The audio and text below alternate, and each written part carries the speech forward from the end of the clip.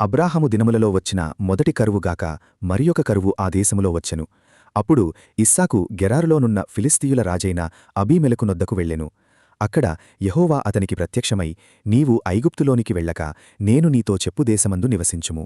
ఈ దేశమందు పరవాసివయ్యుండుము. నేను నీకు తోడైయుండి నిన్ను ఆశీర్వదించెదను. ఏలయనగా నీకును నీ సంతానమునకును ఈ దేశములన్నీయూ ఇచ్చి నీ తండ్రి అయిన అబ్రాహాముతో నేను చేసిన ప్రమాణము నెరవేర్చి ఆకాశ నక్షత్రముల వలె నీ సంతానమును విస్తరింపచేసి ఈ దేశములన్నీయూ నీ సంతానమునకు ఇచ్చెదను. నీ సంతానము వలన సమస్త భూలోకములోని సమస్త జనులు ఆశీర్వదింపబడుదురు. ఏలయనగా అబ్రాహాము నా మాట విని నేను విధించిన దాని నా ఆజ్ఞలను నా కట్టడలను నా నియమములను గైకొనెనని చెప్పెను. ఇస్సాకు గెరారులో నివసించెను. ఆ చోటి మనుష్యులు అతని భార్యను చూచి ఆమె ఎవరని అడిగినప్పుడు అతడు ఆమె నా సహోదరి అని చెప్పెను. ఎందుకనగా రిబ్కా చక్కనిది గనుక ఈ చోటి మనుష్యులు ఆమె నిమిత్తము నన్ను చంపుదురేమో అనుకొని తన భార్య అని చెప్పుటకు భయపడెను. అక్కడ అతడు చాలా దినములుండిన తరువాత ఫిలిస్తీయుల రాజైన అబీమెలెకు కిటికీలో నుండి చూచినప్పుడు ఇస్సాకు తన భార్యయైన రిబ్కాతో సరసమాడుట కనబడెను.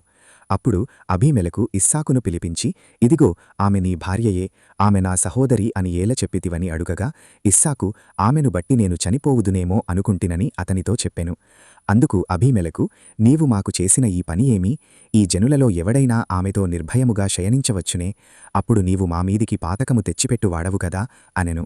అబీమెలెకు, ఈ మనుష్యుని జోలికైనను ఇతని భార్య జోలికైనను వెళ్ళువాడు నిశ్చయముగా మరణశిక్ష పొందునని తన ప్రజలకందరికీ ఆజ్ఞాపింపగా ఇస్సాకు ఆ దేశమందున్నవాడై విత్తనము వేసి ఆ సంవత్సరము 100 ఫలము పొందెను.